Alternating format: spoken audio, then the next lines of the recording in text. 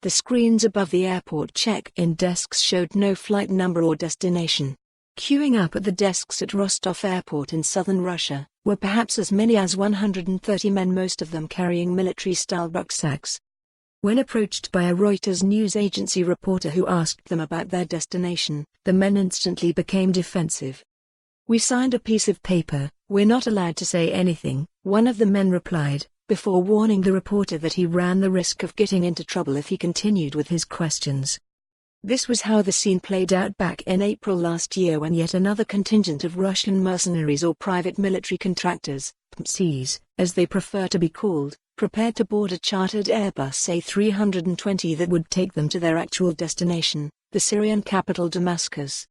The flight was not the first and certainly not the last that is shuttled between Rostov and Damascus, airlifting these shadowy fighters, many of whom belong to the Kremlin-linked Wagner Group, a private military company. Wagner was born out of the need for plausible deniability in Moscow's military operations abroad, and the hugely controversial role they play has been compared to that of U.S. military contractors in Iraq, such as the group formerly known as Blackwater, who were deployed there on a large scale. In one notorious episode, several employees of Blackwater, now renamed Academy, were accused of killing 14 Iraqi civilians in Baghdad. Likewise, Wagner, for such a shadowy outfit, also has an unfortunate tendency to make fairly lurid headlines.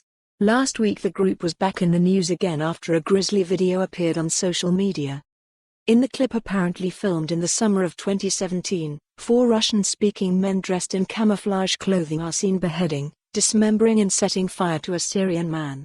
The men are seen exchanging jokes as they pour flammable liquid over a man's mutilated corpse strung up on 2 wooden beams.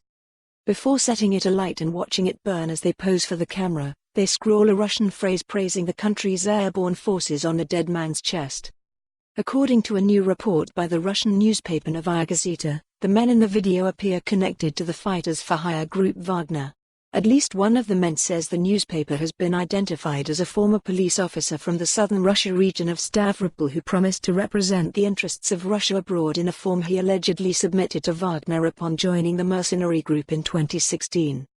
If recent history concerning Wagner is anything to go by, exposing this atrocity is not without its risks for the journalists at Novaya Gazeta.